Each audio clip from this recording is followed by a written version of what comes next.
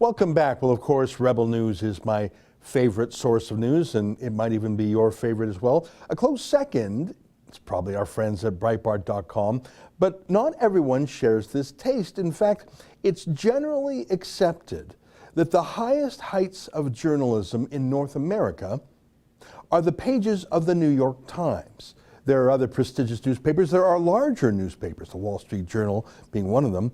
But the New York Times is the trend setter. It's what all the fancy people read. It's what other journalists read. If you have a story on the front page of the New York Times, by afternoon, it's what CNN and the other cable networks are talking about. And the next day, the other newspapers are following. So the idea that someone who would scale those heights and achieve that journalistic apex would, without being fired, without being pushed out really, would voluntarily quit and resign is shocking. But indeed, that is what happened by an editor of the opinion pages of the New York Times named Bari Weiss. And she didn't just leave quietly. She wrote a tell-all explaining why. You can see some of it here. It's addressed to AG, which is the name of A.G. Sulzberger. I think he's the fourth generation of that family to run the Times. I'll just read a little bit. Dear A.G., it is with sadness that I write to tell you that I am resigning from the New York Times. I joined the paper with gratitude and optimism 3 years ago. I was hired with the goal of bringing in voices that would not otherwise appear in your pages, first-time writers, centrists, conservatives, and others who would not naturally think of the Times as their home. The reason for this effort was clear. The paper's failure to anticipate the outcome of the 2016 election meant that it didn't have a firm grasp of the country it covers. Dean, I think it's Baquet or Backwet, and others have admitted as much on various occasions. The priority in opinion was to help redress that critical shortcoming. And it goes on at some length talking about what went right, but what went so terribly wrong, of the cancel culture that has infected the New York Times, and indeed of a sort of terror within the New York Times, even by people who want to dissent from the official Red Guard line, that if you were to say something that might irritate someone, you would be fired, you would be demonized. At one point she says that Twitter is not on the masthead, but Twitter actually runs the place, because a Twitter mob is enough to get you canceled and fired.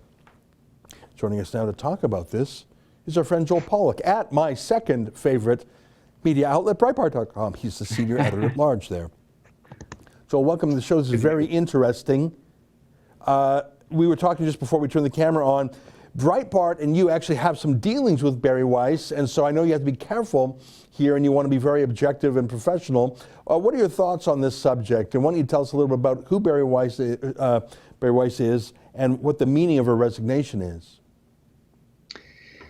Well, Bari Weiss is a brilliant writer, and she and I have actually known each other for more than a decade. When she was a student at Columbia University in New York, she started a pro-Israel journal on campus. And my wife, who I was then just dating, did the same at Harvard. And so we got to know each other.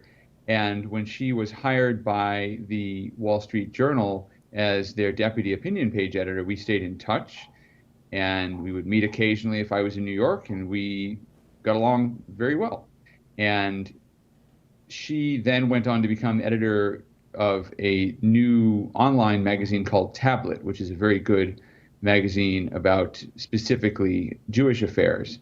And we had a few disagreements over some editorial and political issues that are probably not worth getting into, but we basically kept in touch and we were on good terms until the Trump campaign came along in 2016. And bizarrely, she started calling me out on Twitter for being supportive of Donald Trump. And you know me, I am supportive of the president. I'm a conservative Republican, but I've also tried to deliver straight news when I'm writing the news. And so I'm not always in that partisan mode. Often I go back and forth, and people know what my views are, so they can evaluate my reporting accordingly. But in any case, she was going along with the idea that merely to support the president or to work for a publication that had some sort of tolerance for the president was to be xenophobic, racist, anti-Semitic, and so forth. And she continued making these comments in social media, specifically about me. So I wrote to her privately. I said, what gives? I mean, you can call me, you can talk to me if you have a problem or a criticism, and you don't have to do this in public. And I didn't respond to her in public initially. And she didn't return my phone call, but sent me an email essentially saying, I don't want to have anything to do with you. I'm paraphrasing quite significantly. I don't actually remember the exact words she said, but it was something to the effect of, the person I used to know was not a xenophobic racist who supported Donald Trump. So she kind of played this cancel culture game. And after the election, she moved from the Wall Street Journal to the New York Times, along with her mentor, Bret Stephens, who was a Pulitzer Prize-winning columnist over at the Wall Street Journal, who became disillusioned with Trump and Republicans in general for supporting him. And I should say that Bret Stephens is also quite brilliant, former editor of the Jerusalem Post.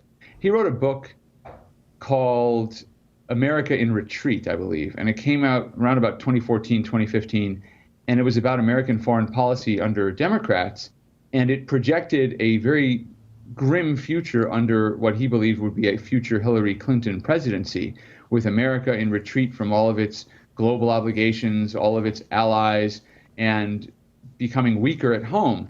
And he believed that America should have a stronger, more robust foreign policy. And I loved the book. The only problem was Bret Stephens seemed to think that the conservative base was isolationist. And I actually disagree. I think the conservative base, like many Americans, prefers to win wars if you're going to get into them, prefers to avoid wars that are pointless and that are waged for countries that don't like us or don't want us there to begin with. And yet there's a huge constituency in the conservative base for a strong American foreign policy that doesn't overcommit our troops or our resources to far-flung lands where we don't really have a national interest. So I wrote a review which was positive and basically said, the only problem is I think he's misjudged the conservative grassroots. Well, the conservative grassroots somehow frightened Bret Stephens and frightened Bari Weiss, and they became staunch anti-Trumpers, and Bari Weiss was vehement on social media about her opposition, not just to me, but to Trump, more importantly. And after Trump won, they moved over from the Journal to the New York Times, where they were immediately, instead of being greeted with open arms, they were immediately treated like dirt. People tried to cancel their subscriptions to the Times when Bret Stephens wrote critically about climate change and other left-wing obsessions. And Bari Weiss wrote some very good pieces about cancel culture, about the intolerance on college campuses. She wrote a very interesting book about anti-Semitism after the Pittsburgh shooting in 2018, which happened in her community. She's from Pittsburgh. And I reviewed the book for Breitbart and said she's basically got most of this right, except the part where she thinks that Donald Trump is to blame.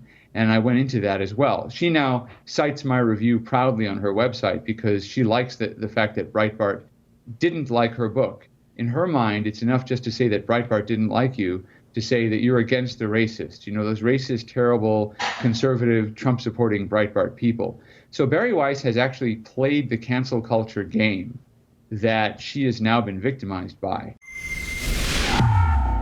That's an excerpt from my daily show, the Ezra Levant Show. Every day I do a monologue on the news of the day, then I interview an interesting guest, and then I read my hate mail. You gotta subscribe. Go to rebelnews.com.